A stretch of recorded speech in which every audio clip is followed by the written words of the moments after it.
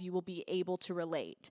So I want to kind of go through, Mia, you just explaining like your childhood and just where you're from and just giving a little bit of background on like who you are in case people don't know who you are.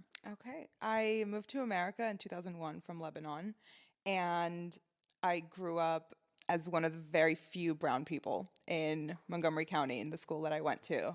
It was me and a couple Indian kids, and that was it. I was the odd one out.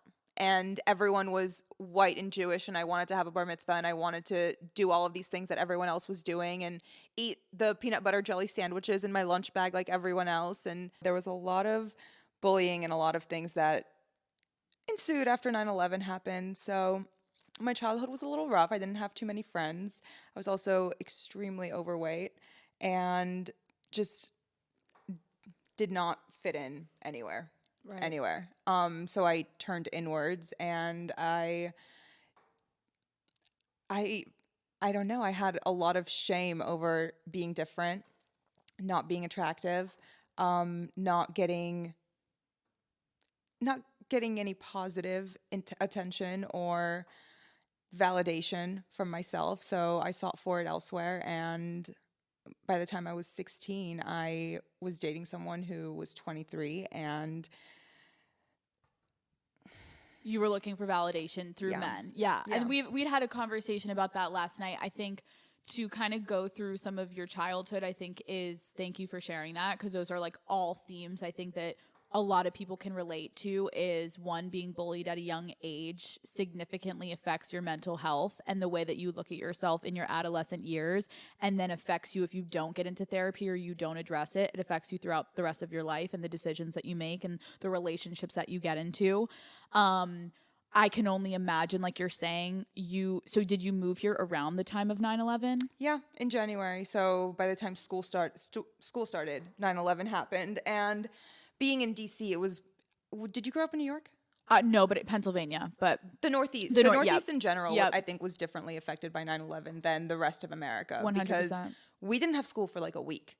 Yep. We got sent home and did not go back for a week. Did you do those trainings of like, if this ever happens again in school, like everyone was learning how to like where to take cover in the like rooms? It was crazy. Yeah, code red drills. Yep. And everyone brought like lunch boxes that you have to like pack to like have in case. It was crazy times in the Northeast. Isn't it so wild that we look at like the Red Scare and how kids were hiding under their desks? Like, oh my God, I can't believe they did that. Meanwhile, we're putting up cardboard over the small window in the classroom in case there's an active shooter or something. Times have changed, but it's kind of same but different. Yeah, same but different. So was it so hard coming from where you came from to then come to the United States and then to be in the United States around that time at such a young age? Like, did you deal with bullying around not being from America? Yeah, the accent I didn't lose until like probably middle school. So there was bullying surrounding that. There was bullying surrounding the way I looked, the way I acted, the food I brought to school. Basically everything. I just did, and I didn't know anything else. So I didn't know if I would ever fit in anywhere. I thought everywhere was like this. So you felt very isolated. Very. So you said you grew up sort of from like not a military background, but you did go to military school, etc. Yeah, for high school. So you were kind of on like I wouldn't say like a straight and narrow path, but you definitely were not living in a way that like your eyes were on you, your parents were strict, but like you're going to military school. Yeah. And so when you get to your adolescent years, you go to college. And like, can you talk about your experience with weight in college and like the transition from feeling like insecure and not confident in yourself and then having that body image changing in college to getting your boob job? Oh, the crazy thing is my body image didn't change until maybe like 4 or 5 years ago.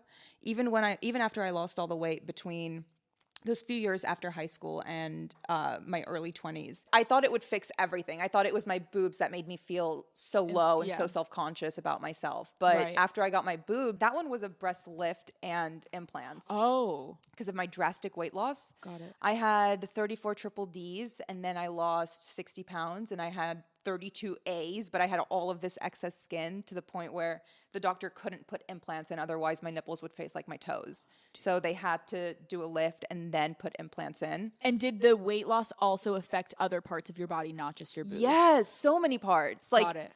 Yes. So, and was that a journey too, to try to get back to like what you wanted? Was that hard for you to struggle with? It was really hard for me to struggle with, especially having so many friends my age, right? Seeing their bodies compared to mine. I looked like I had 3 kids.